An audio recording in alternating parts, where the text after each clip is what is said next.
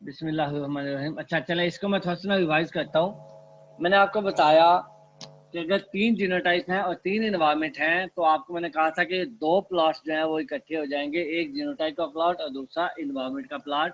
तो इन दोनों प्लॉट्स को जब हम कंबाइन करेंगे तो टोटल जो हमारे पास पॉइंट्स बनेंगे दोनों ग्राफ्स के ऊपर वो 3 जीनोटाइप के पॉइंट्स होंगे और 3 ही इन्वायरमेंट के पॉइंट्स होंगे। राइट, सो 6 पॉइंट्स हो गए टोटल। अब ये जो 6 पॉइंट्स हैं ये उन 9 वैल्यूज को, क्योंकि हमारे पास 3 जीनोटाइप्स हैं और 3 इन्वायरमेंट हैं, तो 3 इंटू 3 3 9, टोटल हमारे पास 9 वैल्यूज बननी थी। तो इस बाईप्लॉट ग्राफ के 6 पॉइंट्स जो है वो उन 9 वैल्यूज को आपको बता देंगे। दैट मीन्स कि ये सिंपल इंफॉर्मेशन प्रोवाइड हम करते हैं इसको, और ये हमें उस सिंपल इंफॉर्मेशन से कम्प्लेक्स डाटा की इंफॉर्मेशन बता देता है। जैसे जैसे वैल्यू इंक्रीज होती जाएंगी, फॉर एग्जाम्पल 10 इंटू 10 हो, तो हमारे पास यहाँ पे ग्राफ के ऊपर जो पॉइंट्स बनेंगे वो कितने पॉइंट्स बनेंगे अगर 10 जीनोटाइप हो और 10 इन्वायरमेंट हो? तो ये तो सर 100 20 पॉइंट, यहाँ पे 20 बनेंगे, 20 पॉइंट्स बनेंगे। राइट, लेकिन वैल्यूज कितनी होगी? 100 होगी। दैट मीन्स कि ये यस जस्ट सर 20 पॉइंट्स हैं। ये 20 पॉइंट्स सॉरी, आपको 100 वैल्यूज के मुतालिक इंफॉर्मेशन दे देंगे। ठीक है ना? दैट मीन्स कि ये जो ग्राफ है ये आपको सिंपल सा ग्राफ बनेगा और ये कम्प्लेक्स वैल्यूज को आपको इजीली आपको बता के इंफॉर्मेशन प्रोवाइड कर देगा। दैट मीन्स अब अगर मैं यहाँ पे कोई लिखने लगा हूँ, फॉर एग्जाम्पल अगर मैं कहता हूँ कि जो जीनोटाइप को मैं एम से शो करूँ, इन्वायरमेंट को मैं एम से शो करूँ, तो मुझे जो है टोटल वैल्यूज जो निकालनी है वो निकलेंगी n मल्टीप्लाई बाय m के साथ। ऐसे ही निकलेंगी ना? जी और जो टोटल पॉइंट्स हैं वो कैसे निकलेंगे? सेम। n प्लस m के साथ। राइट, तो दैट मीन्स के ये जो बाईप्लॉट है ये n प्लस m पॉइंट्स को लेके n multiply by m values का डाटा हमें प्रोवाइड कर देता है। समझ आ गई बात की? और इन वैल्यूज को किसी क्वाड्रेंट में डिवाइड कर दें चाहे। सॉरी, फिर से बोलिए। सर इन वैल्यूज को किसी भी क्वाड्रेंट में डिवाइड कर दें। नहीं, ये डिवाइड डिवाइड करने से मुराद आपका क्या मतलब? प्लेस कर दें? जी सर। नहीं बेटा, वो जब हम डाटा लेंगे ना फील्ड से, तो डाटा लेने के जी बाद हम इनको प्लेस करेंगे ना। जिस फॉर एग्जांपल इन्वायरमेंट 1 है, वो तमाम जीनोटाइप्स के लिए अच्छा परफॉर्म कर रहा है, तो वो पॉजिटिव पॉजिटिव कोऑर्डिनेट पे आएगा। अब वो कितना अवे आएगा वो उसकी वैल्यू पे डिपेंड कर रहा है। फॉर एग्जांपल E1 जो है वो, अब यहाँ पे फॉर एग्जाम्पल E1 जो है वो आपको वैल्यूज देता है जीनोटाइप की, या जो उसकी आप कह लें कि जो उसके अंदर E1 के अंदर एबिलिटी है प्रोडक्शन देने की, वो है 10 ग्राम, तो वो उतना ही अवे जी जाएगा। ऐसे ही E2 के अंदर अगर एबिलिटी है 5 ग्राम की, तो वो ओरिजिन के पास होगा। समझ आ गई है ना बात की? तो ये एक्चुअली ये जो वैल्यूज मैंने यहाँ पे लिखी हैं ये एक्चुअली वही वैल्यूज हैं। ये कौन सी वैल्यूज हैं? ये है जी, जो आपको याद होगा, P is equal to G plus E E plus G G into into E। जी ऐसे है ना? Into G into E yes ऐसे सर होता है ना? तो ये उसी, पहले हमने डाटा लिया, एनोवा निकाला, एनोवा निकालने के बाद आपको पता था एनोवा से G की वैल्यू भी निकल आती है, E की निकल आती है, निकल आती है ना? जी यस सर तो वहां से हम जीनोटाइप की वैल्यू अलहदा कर लेंगे, ई की वैल्यू देख लेंगे, वो अलहदा हो जाएगी। अब जब जी और ई की वैल्यू निकल आई तो यहाँ पे ई की जगह पे ई की वैल्यूज आ जाएंगी, जी की जगह पे जी की वैल्यूज आ जाएंगी, और जी टू ई की वैल्यूज जो है वो यहाँ से निकलेंगी। फिर बात समझ आ गई है ना? सो ये हम ये जो डाटा यहाँ पे जो हमने डाटा फीड किया हुआ है, ये हमारे पास वो डाटा है जो हमने फील्ड से ले लिया। इन्वायरमेंट 1 का डाटा आ गया, लेकिन वो उस डाटा की ओरिजिन क्या होगी, मैं आपको ओरिजिन की बात कर रहा हूँ कि ओरिजिन एक्चुअली वो डाटा किस वे से आएगा। जैसे मैं पता है कि phenotype is equal to genotype plus environment, इसके इक्वल है ना। तो इसी फिनोटाइप का स्प्लिट किया हुआ इन्वायरमेंट और जीनोटाइप्स में, इन्वायरमेंट का डाटा अलहदा से, जीनोटाइप का डाटा अलहदा से। अब जब ये दोनों डाटा आ गए तो अब इनकी मदद से हम ये जो थर्ड डाटा है G2E वो निकालेंगे। वो निकालता है GGE by plot, right. Sir अगर ये जो जीनोटाइप और इंटू प्लस इन्वायरमेंट सर ये नोवा से निकला है, हम सिंपल इसको मल्टीप्लाई ना कर दें जी और ई नहीं को? नहीं नहीं, ऐसे नहीं पता चलता, सिंपल मल्टीप्लाई हो नहीं सकेगा, क्योंकि जीनोटाइप 1 G1 E1 की वैल्यू हमें अलहदा से चाहिए। ऐसे ही G1 E2 की अलहदा से चाहिए, G1 E3 की अलहदा से चाहिए। तो वो कंबाइन कर देंगे या इकट्ठे मल्टीप्लाई कर देंगे तो वो एक वैल्यू निकलेगी।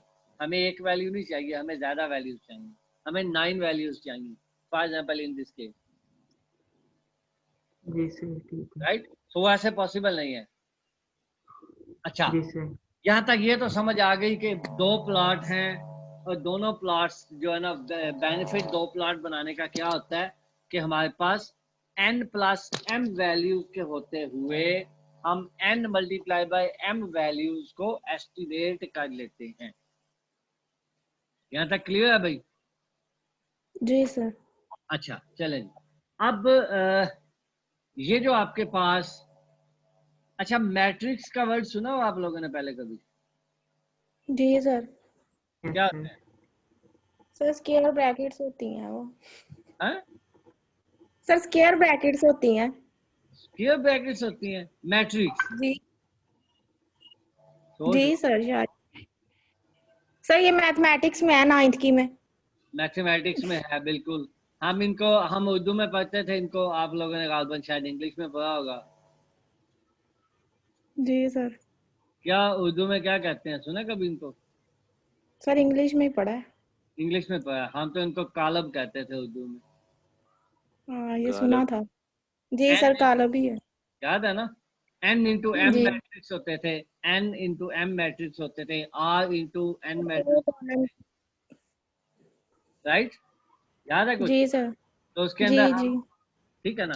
तो ये एक्चुअली ये जो बाई प्लॉट है ये भी मैट्रिक्स को ही यूज करता है। ये जो एक हमने दो प्लॉट्स को मिला दिया, तो इन दोनों को हम जो कंबाइंड है इनको हम, इसको हम बोलते हैं मैट्रिक्स एक्स, राइट। और ये चूंकि इसके अंदर दो हमारे पास प्लॉट हैं तो इसको हम बोलते हैं अपना जो है टू लेवल मैट्रिक्स बोलते हैं। यस, ये two level matrix, two dimensional matrix है, या टू डायमेंशनल प्लॉट इसको आप कह सकते हो, राइट। तो ये टू डायमेंशनल मैट्रिक्स है एक्चुअली। अब ये जो मैट्रिक्स है इसके अंदर मैंने आपको बताया था कि इस मैट्रिक्स के अंदर दो हमारे पास वैल्यूज हैं। तो ये जो एक्चुअली ये है मैट्रिक्स है n into m matrix, right. नाम है इसका x मैट्रिक्स, लेकिन इसके अंदर जो वैल्यूज हैं या जो इसके अंदर जो पॉइंट्स हैं वो क्या है, n इंटू m मैट्रिक्स के पॉइंट्स हैं। अब अगर इस बाई प्लॉट को जिसके अंदर दो वैल्यूज हैं, e की वैल्यू भी है और g की भी है, अगर इसको मैं ये एक कम्प्लेक्स मैट्रिक्स को सेपरेट करना चाहूं या डीकम्पोज करना चाहूं या डिवाइड करना चाहूं दो मैट्रिक्स के अंदर, तो इनको मैं डिवाइड कर सकता हूं मैट्रिक्स ए के अंदर और मैट्रिक्स बी के अंदर, ठीक है। थोड़ा सा जरा ना, जब आपने मैट्रिक्स का कॉन्सेप्ट लिया था मैट्रिक्स के अंदर या जब पढ़े थे तो आपको याद होगा कि हमारे पास फॉर एग्जाम्पल अगर दो कॉलम है, फॉर एग्जाम्पल चले मैं आपको यहाँ से जाता हूँ, दो दो हमारे पास कॉलम्स हैं, ऐसे फॉर एग्जाम्पल एक है हमारे पास, इसके अंदर वैल्यू है 4, 5 और 6। ऐसे ही एक दूसरा हमारे पास कॉलम है, उसके अंदर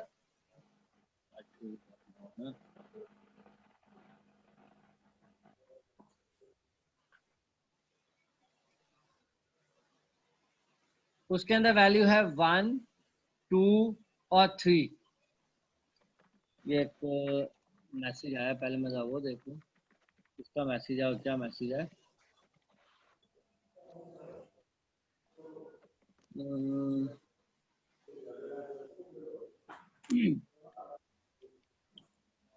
अच्छा ये देखिए फादर, हमारे पास दो कॉलम है, एक कॉलम है 4 5 6 और दूसरा कॉलम है 1 2 3। ठीक है जी, दो कॉलम है।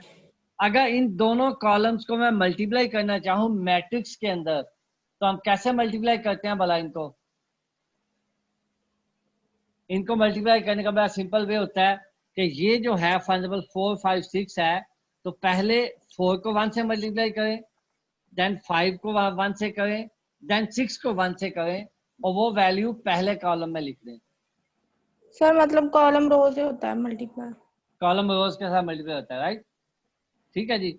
उसके बाद जब कॉलम रोज के साथ मल्टीप्लाई होकर तो आपस में ये कम्प्लेक्स मैट्रिक्स बन जाता है, जिसके अंदर ये 3 और 3 6 सॉरी 3 इंटू 3 9 वैल्यूज होंगी उस कम्प्लेक्स मैट्रिक्स के अंदर, राइट? तो वो जो कम्प्लेक्स जी मैट्रिक्स है वो एक्चुअली ये एक्स वाला मैट्रिक्स है। तो इसको अगर हम दोबारा से फिर से डिवाइड करना चाहें इस सिंपल मैट्रिक्स के अंदर, तो हम इसको कैसे कर सकते हैं दोबारा से डिवाइड?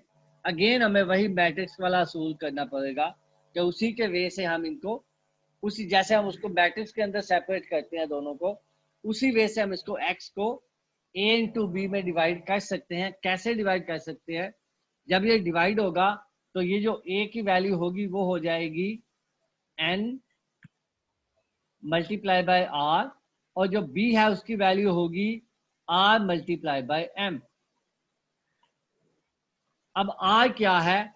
r जो है वो दोनों जगह पे कॉमन है, और ये होंगी नंबर ऑफ रोज। जितनी रोज जो है आपके कम्प्लेक्स मैट्रिक्स की होंगी, ठीक है ना, उतनी ही रोज इसके अंदर आ जाएंगी साथ में, और साथ में ये वैल्यू m आ जाएगी। जैसे मैंने आपको पहले बताया था कि जो n है वो जीनोटाइप के लिए है और m जो है वो इन्वायरमेंट के लिए है। तो अगर मैं इस x को या बाई प्लॉट को दोनों प्लॉट्स में अलहदा करना चाहूँ, तो ये जो a मेरे पास सिंपल मैट्रिक्स बनेगा ये होगा जीनोटाइप का, और जो b होगा वो किसका होगा? इन्वायरमेंट का। इन्वायरमेंट। वो इन्वायरमेंट का होगा। वैसे ही जब मैं इन दोनों को कंबाइन करना चाहूँ अगेन, तो क्या हो जाएगा कि ये जो कंबाइन जब करेंगे तो अगेन ये कन्वर्ट हो जाएगा n इंटू एम के अंदर, राइट?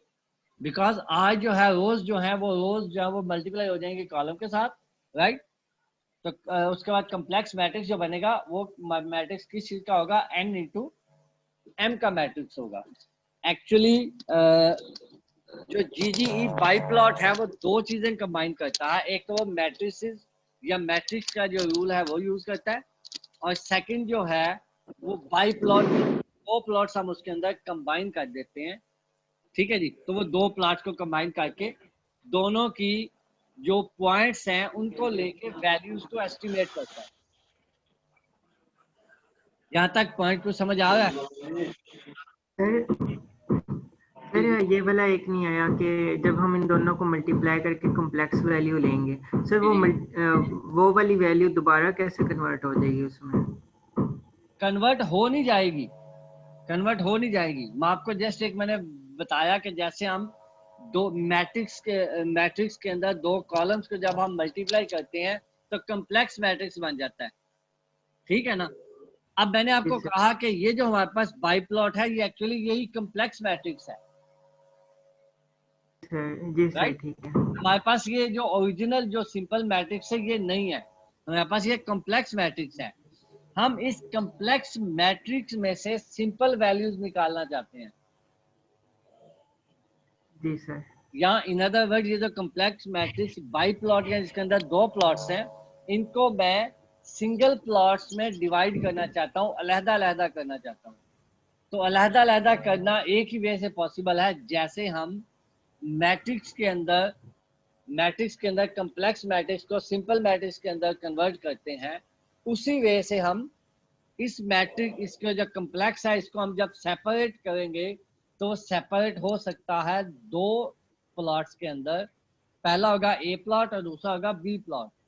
जो ए प्लॉट होगा उस प्लॉट की वैल्यूज होंगी n इंटू आर, और जो बी प्लॉट होगा उसकी वैल्यू होगी r इंटू एम। समझा गया ना? अभी हमने इनको डिवाइड किया नहीं है, डिवाइड करके देखा भी नहीं है कि ये होगा कैसे, प्रोसीजर भी नहीं हमने किया। जस्ट मैं आपको थियोरेटिकली बता रहा हूँ कि अगर हम करना चाहें तो किस में डिवाइड होगा। यहाँ तक पॉइंट क्लियर है भाई सबको?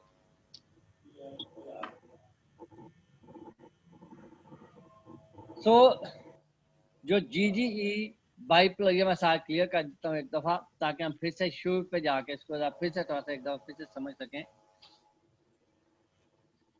GGE बाई प्लॉट एनालिसिस जो है वो एक ऐसा बाई प्लॉट है, या ऐसे वो दो प्लॉट इकट्ठे हैं जिसके अंदर हम जीनोटाइप और इन्वायरमेंट की पॉइंट्स को लेके हम उनकी जीनोटाइप इनटू इन्वायरमेंट की वैल्यूज को एस्टिमेट कर सकते हैं। राइट, समझा गया? अब इसके अंदर चूंकि दो प्लॉट्स इकट्ठे हैं, एक प्लॉट जीनोटाइप का है, दूसरा इन्वायरमेंट का है, तो वो मैंने आपको कंप्लीट डिटेल से बता दिया, क्योंकि पहले पहला प्लॉट है उसके ऊपर सेकंड प्लॉट हमने रख दिया। तो अब ये जो दो प्लॉट कंबाइन है, या अब ये बाई प्लॉट हो गए, तो इसके अंदर जो टोटल पॉइंट्स आएंगे वो होंगे n प्लस m के इक्वल, लेकिन वो इंफॉर्मेशन किस चीज की देंगे? n मल्टीप्लाई बाय m के इक्वल।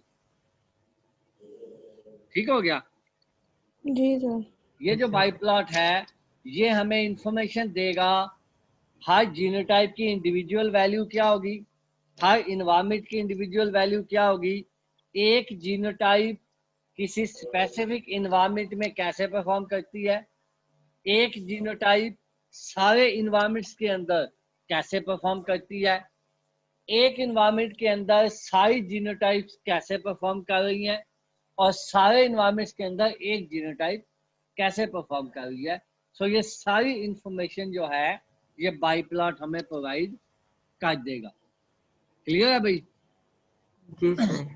ओके, अब मैंने जैसे आपको बताया कि चूंकि इसके अंदर पॉइंट्स होते हैं, तो उन पॉइंट्स को लेके हम एस्टिमेट कर सकते हैं y की वैल्यू। y क्या है एक्चुअली? y जैसे मैंने आपको बताया G1 E1, ये एक y, ये y1 है। ऐसे ही G1 E2 ये क्या है? ये y2 है। जैसे ये यहाँ पे हमने किया था ना, ये जो है ये आ गया, ये जो है G1 E1 ये क्या है एक्चुअली? ये है y1। ठीक हो गया जी? ऐसे ही ये क्या है? ये y2 है। अब इसका ये y1 निकालने का फार्मूला क्या होगा, यानी कि जीनोटाइप 1 का इन्वायरमेंट 1 के अंदर क्या रिस्पॉन्स है, ये निकालने के लिए हम ये फार्मूला यूज करेंगे। ये फार्मूला है ओ ई वेक्टर कॉज अल्फा ओ जी वेक्टर। अब O क्या है, E क्या है, G क्या है? O जो है वो ओरिजिन है, E जो है वो इन्वायरमेंट है, और G जो है वो जीनोटाइप है। राइट, E क्या है? इन्वायरमेंट 1, और G क्या है? Genotype 1। Right, one sorry. For example अगर हमने ये वैल्यू निकालनी है G3E2 की, तो इन्वायरमेंट कौन सा होगा यहाँ पे? अगर G3E2 की वैल्यू निकालनी है तो यहाँ पे इन्वायरमेंट कौन सा यूज होगा? Sorry E2। और जीनोटाइप कौन सी यूज होगी? 3 यूज होगी। ऐसे ही है ना? राइट, तो ये जो फार्मूला है, इस फार्मूले को लेके हम G1 E1 की वैल्यू निकाल सकते हैं। अब इसमें O से E तक कहाँ पे है? वो ये है। अगर मैं इस टेबल को देखूं, ये O है, ये O से लेके G1 तक ये जो लेंथ है ये है OG। ये वेक्टर क्या है? OG। ऐसे ही ये जो वेक्टर है ये क्या है? OE। ठीक है जी। अब उसके बाद वहां पे एक और चीज थी, that was cause alpha, that was cause alpha. ठीक है जी। अच्छा, आप लोग को याद है कॉस थीटा किसके इक्वल होता है? 1 साइन के बराबर। साइन के बराबर? नहीं मतलब sine theta, cos theta, tan theta, no याद है? सर, cos थीटा एक मिनट sin सर cos 9 और cos 19 होता है 1 के बराबर। यार और 90 की sin बात शायद करो 0। भाई, ये निकालते कैसे हैं? सर cos थीटा मेरे ख्याल में equal to sin theta plus cos tan theta, इस तरह है कुछ। ऐसे तो नहीं था यार। cosec थीटा शायद चलो था। मैं यहाँ से आपको दिखाता हूँ, आपको शायद याद आ जाए। आप लोगों ने कायदा, अमूद, वितर के नाम सुने हुए हैं? जी सर। क्या होते हैं? सर वो सर वो पेंडिंग तो आप बेस इनसे तो हाँ cos क्या हुआ? बराबर हो जाएगा sir cos I think sin theta into tan theta के होता है इक्वल। कॉस थीटा जो है सर वो अब याद नहीं होता है। है, कॉस थीटा जो है वो होता है कायदा बटा कायदा डिवाइडेड बाय वितर।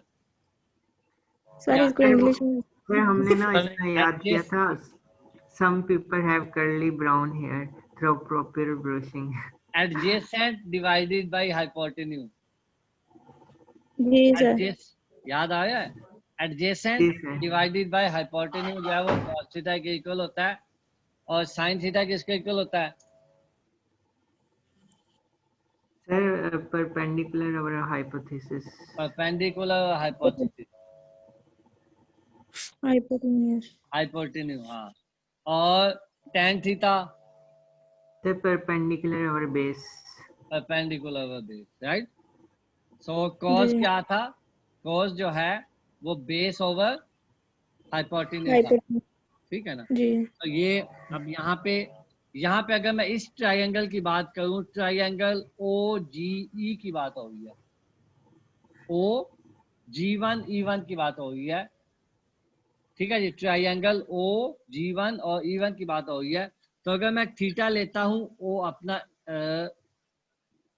O और G और E के दरमियान वाला, क्योंकि O के ऊपर मैं जो है ना, O को बेस मानते हुए मैं थीटा अल्फा जो थीटा या जो एंगल है वो मैं लेता हूँ ये। तो डेट मीन्स के बेस क्या बन गई? OG। बेस क्या हो गई?